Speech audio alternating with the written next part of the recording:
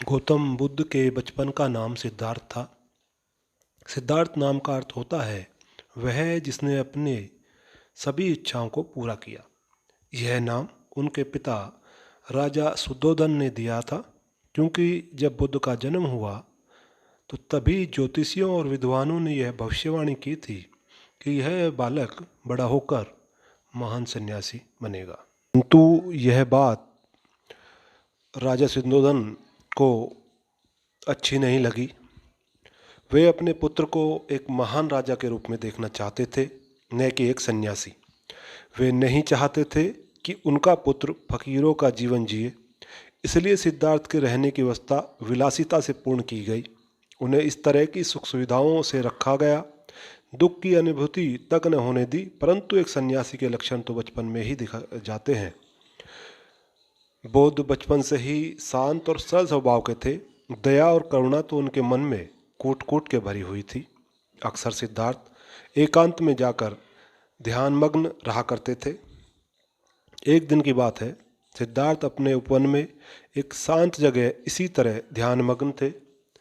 तभी एक घायल हंस उनके सामने आ गिरा, जिससे उनका ध्यान भंग हो गया। जब उन्होंने अपनी आंखें खोली तो देखा कि सामने एक सफ़ेद हंस तीर के वार से बुरी तरह घायल पड़ा तड़प रहा है। उसे देखते ही सिद्धार्थ का मन द्रवित हो गया। उन्होंने उसे तुरंत उठा लिया। धीरे धीरे वे हंस को सहलाने लगे और फिर पास के सरोवर में जाकर उसका घाव धोकर उसके शरीर से धीरे से तीर को निकाला।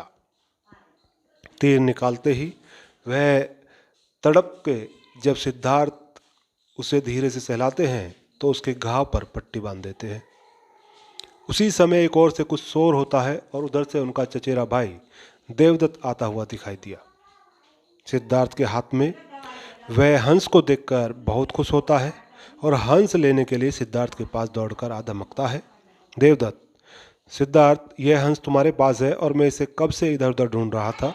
यह मेरा शिकार है, अब जाकर मिला है। सिद्धार्थ, नहीं देवदत्त, यह हंस मेरा है और यह तो कब का दम तोड़ देता अगर मैं समय पर इसका इलाज न करता। देवदत्त, दम तोड़ देता तो क्या, यह तो मेरा शिकार है। मैंने इसे इसलिए तो मारा है, तुम जबरदस्ती मेरे शिकार को हड़पना चाहते हो। इस तरह दोनों भाइयों में उस हंस के लिए वाद विवाद होने लगा और धीरे धीरे बात बढ़ गई।